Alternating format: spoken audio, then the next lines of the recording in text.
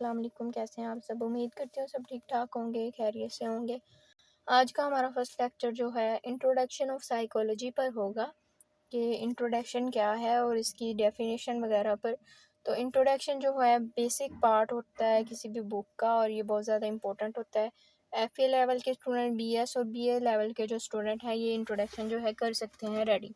और इसमें हमने बेसिक सी जो चीज़ें हैं वही ऐड की हैं, तो इन पे हम बात करते हैं मज़ीद वक्त ज़ाया किए बगैर। सबसे पहले साइकोलॉजी का लफ्ज़ किन जो अल्फाज से मिलकर बना है, ये आपके MCQs में भी आ सकता है।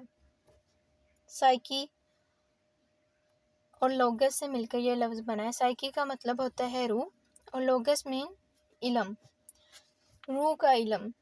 ये जो सिलेक्टेड डेफिनेशन है वो बाद में हम बताते हैं आपको। Psychology is a scientific study of human mind, behaviour and society, ये अकॉर्डिंग टू APA की डेफिनेशन है। और नेक्स्ट है जी, psychology is a scientific study of individual process, human behaviour and mental process. ये इसकी दो डेफिनेशंस हैं, बहुत सी छोटी सी बेसिक सी डेफिनेशन है इसकी। तो नेक्स्ट जो बुक के फादर हैं, साइकोलॉजी के जो फादर माने जाते हैं, विल्हेल्म वॉन्ट हैं और इनको साइकोलॉजी का फादर भी कहा जाता है। Wilhelm want was the German psychologist, ये एक जर्मन साइकोलॉजिस्ट थे। उन्होंने इस्टेब्लिश की थी लैबोरेटरी और एक साइंटिफिकली इन्होंने जो थे तजर्बात किए थे इसमें 1979 में इन्होंने लैबोरेटरी जो थी जर्मनी में बनाई थी। ये MCQs में भी आपको चीज़ें आती, ये साथ साथ आप नोट करते जाएं, इट्स वेरी इंपॉर्टेंट। और ये जो थे फादर थे साइकोलॉजी के। नेक्स्ट स्लाइड पे है जी, व्हाट इज़ साइकोलॉजिस्ट। अब ये आपने साइकोलॉजी पढ़ने वाले को साइकोलॉजिस्ट भी कहा जाता है। और ये नेक्स्ट जो है क्लिनिकली भी जो यूज़ होता है, जैसा कि आपको मालूम होगा। तो साइकोलॉजिस्ट जो होता है वो एक ट्रेंड प्रोफेशनल जो होता है वो हैंडल करता है मेंटल हेल्थ के चैलेंजेस को, आपकी जहनी कैफियत को वो मेंटेन करने के लिए जो है एक साइकोलॉजिस्ट का काम होता है। डिप्रेशन, एंजाइटी, डिफरेंट डिसऑर्डर्स आगे आप पढ़ेंगे जब लेक्चर नेक्स्ट होंगे। तो इसमें ये जो सारे काम हैं ये साइकोलॉजिस्ट के ज़िम्मे होते हैं। और ये करता क्या है, मैंने लिखा है does a psychologist do. Psychologist करता है क्या है, कोऑर्डिनेटिव, इमोशनल और सोशल प्रोसेस बिहेवियर और गोल जो हैं उनको अंडरस्टैंड करने के बाद इमोशनली एंड बिहेवियरली जो है हमारे जो किरदारी मुतालिया करता है वो एक साइकोलॉजिस्ट करता है। इसके बाद हम देखेंगे एक लेक्चर में, हम ये भी आपको बताएंगे कि साइकोलॉजिस्ट और साइकाइट्रिक में क्या फ़र्क है, डिफरेंस क्या है इनमें। टाइप्स क्या हैं साइकोलॉजिस्ट की, बहुत सारी टाइप्स हैं। क्लिनिकली भी ये काम करते हैं, न्यूरो साइकोलॉजिस्ट भी होते हैं और हेल्थ के रिलेटेड भी होते हैं। काउंसलिंग, ये लाइक आप बिहेवियर की तरह करना होता है आपको। इसमें जो बातों से आपने जो है होता है इंस्पायर करना होता है अगले बंदे को, किस तरह से हमने मैनेज करना है वो नेक्स्ट आप पढ़ते जाएंगे तो आपको पता चलता जाएगा। एजुकेशनल साइकोलॉजिस्ट भी होते हैं, एजुकेशन के शोबे में अक्सर आपने भी देखे होंगे, क्योंकि उन्होंने हमें बताना होता है कि हमें कौन सा जो सब्जेक्ट है या किसी भी रिलेटेड, इसको आगे हम जब फील्ड्स पढ़ेंगे तो उसमें ये इनका जो किरदार है वो भी हम डीपली पढ़ लेंगे। अच्छा, साइकोलॉजिस्ट बनने के लिए हमें एजुकेशन की क्या ज़रूरत होती है और बेसिक क्या है वो हम पाकिस्तान के थ्रू देख लेते हैं कि पाकिस्तान में BS 4 ईयर साइकोलॉजी पढ़ना पड़ती है, MS साइकोलॉजी 2 ईयर और MPhil साइकोलॉजी या फिर डॉक्टर साइकोलॉजी करनी पड़ती है 4 ईयर की। तो हम एक प्रोफेशनल जो साइकोलॉजिस्ट है वो इन डिग्री से बनता है। नेक्स्ट कॉन्सेप्ट ऑफ साइकोलॉजी है, अब इसके कॉन्सेप्ट कौन कौन से थे, कौन कौन से फ़िलोसफर ने इन पे काम किया था वो पढ़ते हैं। Psychology science of soul, psychology as a science of mind, psychology as a science of conscious and psychology as a science of behaviour.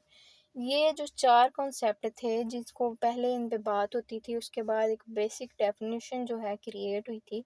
तो उसके बाद जो है फ़िलोसफर ने डिफरेंट डिफरेंट अपने जो थे पेश किए थे। सबसे पहले psychology as a science of soul पढ़ लेते हैं। First of all, psychology was a defined of science of soul is a concept we very well, but I cannot describe easily.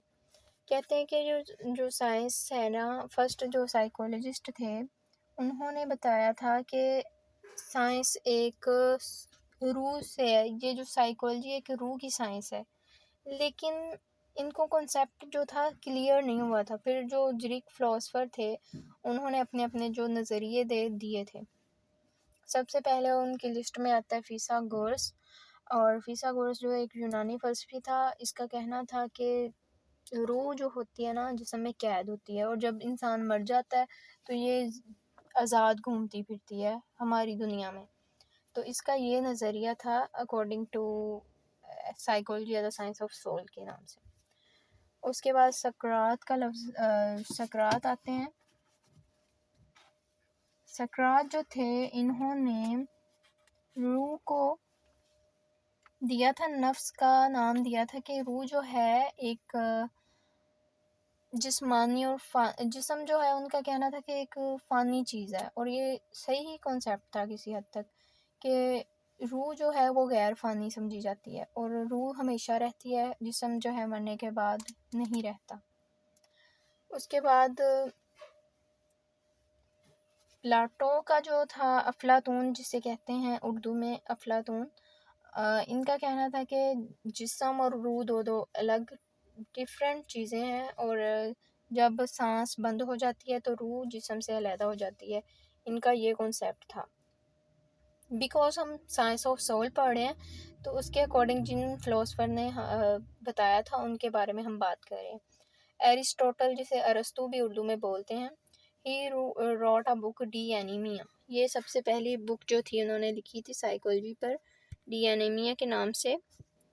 तो he consider the first book of psychology, से psychology की first book भी कहा जाता है। So consider the first psychologist, और इन्हें first psychologist भी माना जाता है। इनका कहना था रूह के बारे में कि जो रूह होती है वो एक जानदार अशिया में ज़िंदगी का असूल बनाती है, यानी कि ये लाजमी है जानदार अशिया में। अगर ये नहीं है तो इंसान जो है बेजान है, इसमें कोई फ़ायदा नहीं है इसका। यानी कि अगर इंसान के अंदर से रूह निकल जाती है तो जिस्म बिल्कुल बेजान चीज़ है, इसे हम नहीं मान सकते। ये इस्लामी ऑथर्स का भी कहना है। ये जो सब इन्होंने दिए थे उसके बाद इस्लामी भी आए थे ऑथर्स, उन्होंने भी अपने अपने एक्सप्लेन किए थे। स्टूडेंट्स, आज का लेक्चर यहीं पे ख़त्म होता है। किसी बात की समझ ना आई हो तो आप कमेंट्स में ज़रूर पूछ सकते हैं, और लाइक और सब्सक्राइब ज़रूर कर दीजिएगा। अल्लाह हाफिज़।